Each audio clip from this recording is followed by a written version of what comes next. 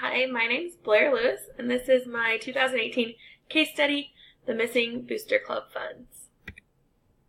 Okay, so after reading the case study, I kind of figured out what I know is that Warren's primary and blue-collar city, most all of the population is in the working class, not a super high income level, but somewhere in the middle. Not everyone is super low.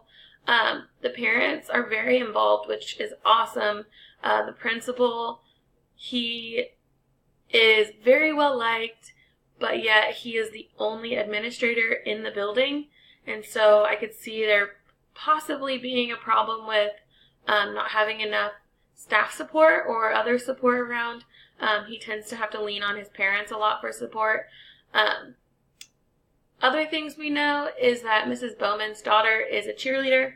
She must be really good, and she qualified for some type of competition in New York and is trying to go there, and it seems as though Mrs. Bowman doesn't have the funds to send her to the competition, but we're also not 100% sure on that, or if she was just asking. Then we know also that the $50 bill was used according to the man who spent it, and then that 10 tickets are unaccounted for. We were told that they were ripped, but we don't physically have the tickets, so we're not 100% sure. So things that I would need to know is, could the bill have been used to make change for a bigger bill? Did someone have 100 and so he gave them a 50 and then the other change? Was anyone taking tickets with Mrs. Bowen? Was she by herself? Was there someone with her that maybe could corroborate her story?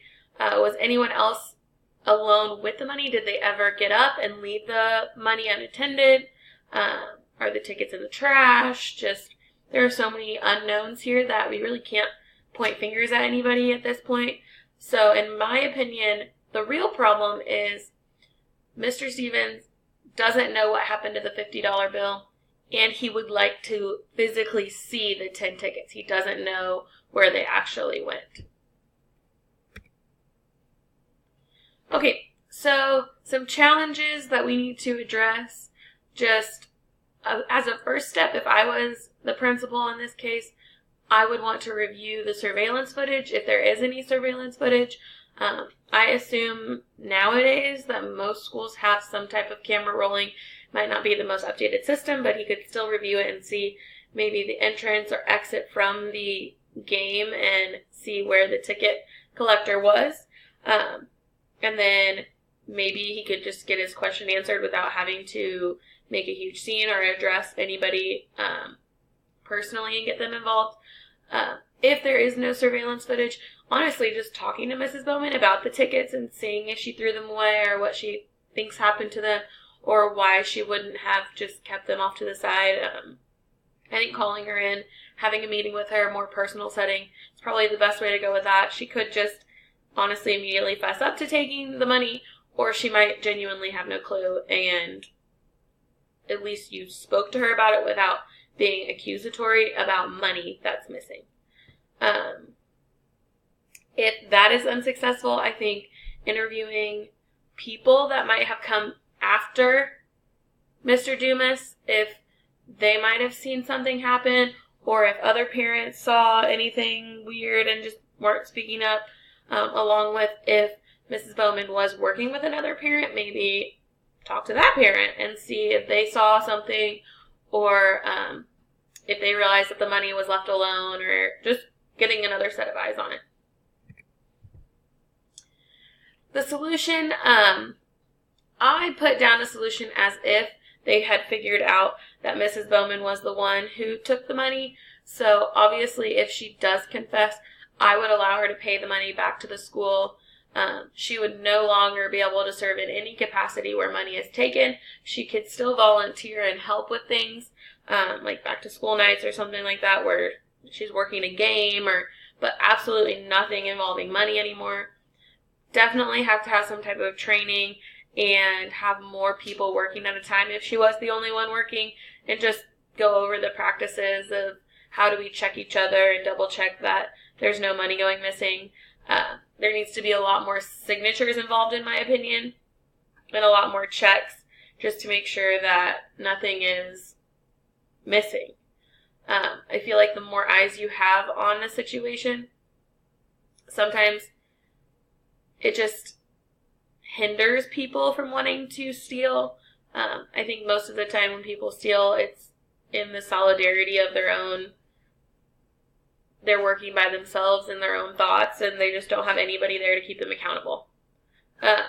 Also, you need to discuss with the PTA whether or not, what has happened. Unfortunately, I don't think that it could just be handled between you and Mrs. Bowman. I think that as a principal, you would need to address the situation. And then also, I think it shouldn't be just a punishment for Mrs. Bowman. I think you should really try and, as an administrator, work with her and her daughter on ways to fundraise. That way she can attend the trip. Okay, throughout the case study, I went through a lot of emotions because at first my immediate reaction was, oh, obviously she took the money. I was thinking, I need to think of a tactful way to handle the problem. And honestly, I wouldn't want to make a huge scene because that's just not my personality type. I like to handle things between two people. I don't like the drama of getting a bunch of voices involved. I was angry because if somebody did steal the money, why would they steal the money from the kids? It's not like the money's being spent in a frivolous manner or that I am unliked as an administrator. I'd also be kind of feeling a little bit confused as to why someone would steal the money. It was like almost a nervous feeling of not being able to trust anybody. Things I was valuing was the honesty of the people and anybody that I could talk to about the situation. I would be valuing their trust and their discretion, and the people that do the right thing, even though no one's watching. So I kind of went through a lot of emotions during trying to figure out what exactly I felt and thought about the situation. Unresolved issues, which definitely can be fixed, is preventing theft with parent volunteers is honestly something that I would worry about as an administrator, especially if you don't have help, because you have to trust the parents. You have to have some type of trust in them, or else you won't be able to get anything done because you can't do it all yourself. One person can't be involved in every single activity. It would become too consuming. You wouldn't be able to get anything done. Another issue is just not having enough administrative support. I feel like the school definitely needs some type of help, either whether it's counselors or teachers, some type of expectation that school personnel are involved in all of these events. Another unresolved issue is obviously the daughter not being able to get to New York. Hopefully, after talking with them and helping her figure out a fundraising opportunity that she could do, that could be easily fixed. So, things that Mr. Stevens did well, I think, was that he employed the security guard. I honestly would not have thought to do that. I would have just gone by myself to the bank. But it's nice to have that accountability that even if something did go missing, not only did you have a security guard to keep you safe, but you have a security guard there to make sure you're not doing anything suspicious. The deposits were made directly after the event. He went straight there, he counted it and brought it.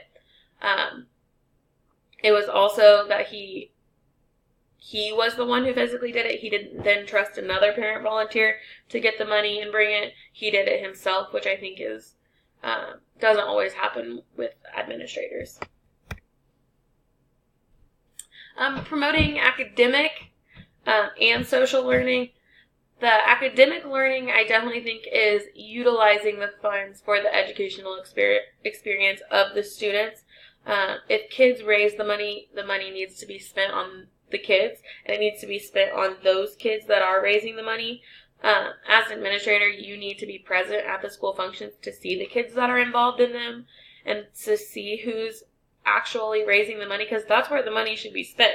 It shouldn't be spent on people who aren't involved at all, because the kids who are working hard and putting in extra time to have these things should reap the benefits of it, and it should promote other kids to get involved as well. Especially with social learning, just modeling appropriate conflict resolution behavior. If there was a conflict with Mrs. Bowman, just handling it correctly and discreetly and not in front of people, I think is awesome, and that's absolutely the way that I would have handled it. I am not a big fan of people that cause scenes, so teaching students proper tactics for handling money and just modeling best practices to ensure like the safety of money and lock boxes and not having so many people's hands on it and counting it and signatures and all of those things go into a successful fundraiser and just honestly successful practices with money, whether it is a sporting event or a fundraiser or a play or anything where you're collecting money and tickets. I also think that we need to teach kids the appropriate way to handle it.